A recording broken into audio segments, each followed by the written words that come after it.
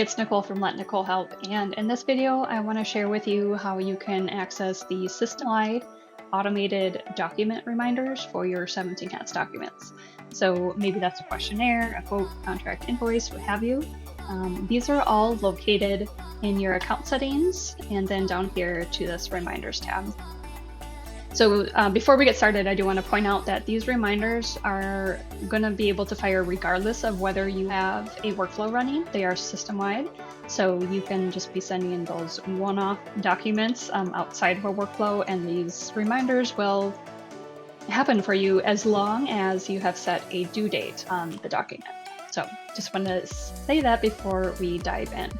But now you can see the list of all the different document types here: questionnaires, quotes, contracts, and invoices.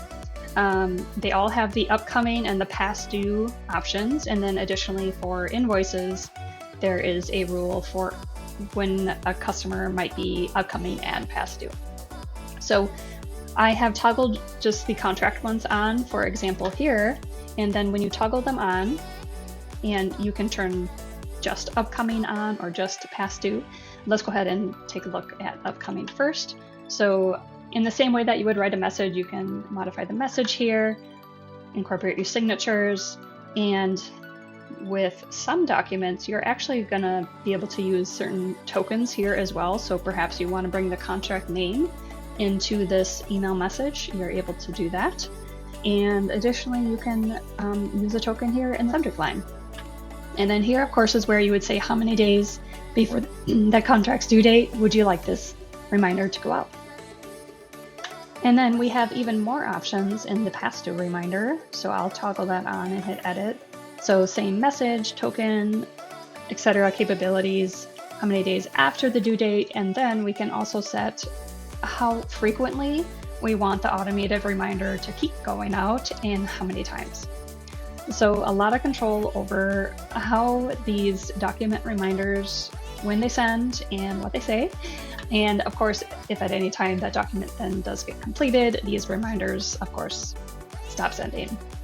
So again, the key is that a due date is set on your document so that these reminders have something to work off of. The other thing that I want to note, I'm working inside my marketplace account for the vetted service provider, so I do not have any of these turned on, as you see. I also do not have texting in this 17 Hats account. But if you have texting for your 17 Hats, in each document section, right now we're seeing just the email options. You can also turn on separate texting options, and they can all be different messages, different timeframes, etc.